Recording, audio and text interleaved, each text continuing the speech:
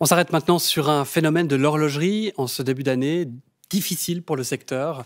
La marque Richard Mille est l'une des rares à prévoir une hausse de ses ventes et pourtant, la marque jurassienne mise sur le très haut de gamme et n'a que 20 ans d'existence. Pour la première fois, elle accepte de lever le voile sur sa production. Nicolas Rosset. Une marque horlogère en pleine croissance, 220 employés aujourd'hui, insuffisant pour répondre à la demande. 15 à 20 engagements prévus cette année et l'apprentissage va être renforcé.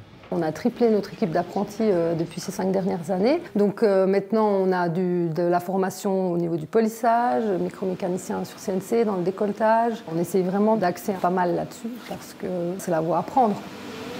Dès ses débuts en 2001, la marque mise sur recherche et développement. Des dizaines d'ingénieurs pour développer des montres ultra légères. 19 grammes pour un modèle porté par Rafael Nadal. Ou très plate, 1,75 mm pour cette montre. Des pièces en carbone, alliage de magnésium ou en titane pour cette montre d'âme. Résultat de 3 ans de travail.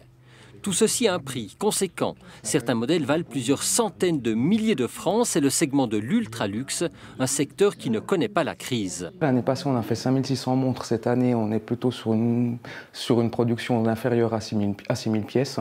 Donc nous, on ne ressent pas de ralentissement et on est dans une optique plutôt de croissance maîtrisée. En à peine 20 ans, Richard Mille est devenu une des plus grandes marques suisses. Pour ce spécialiste de l'horlogerie, une seule autre marque a eu un destin comparable, il y a un siècle. Tavan Watch, qui au début du siècle passé, donc 1900, s'est retrouvé rapidement avec une croissance pour être la deuxième plus grande manufacture de Suisse. Mais bon, à ma connaissance, sur le plan récent et contemporain, Richard Mille, c'est vraiment un exemple totalement unique. La marque jurassienne avait toujours préféré être discrète. Sa croissance l'a rendue plus visible, ce qui l'a poussé à lever le voile sur sa production. Ce qui nous a motivés, c'est de mettre pour une fois en avant notre savoir-faire ici en Suisse romande, dans le Jura. 2024, année difficile pour l'horlogerie suisse, pas pour Richard Mille. Principal souci pour la marque, répondre à la demande de ses clients.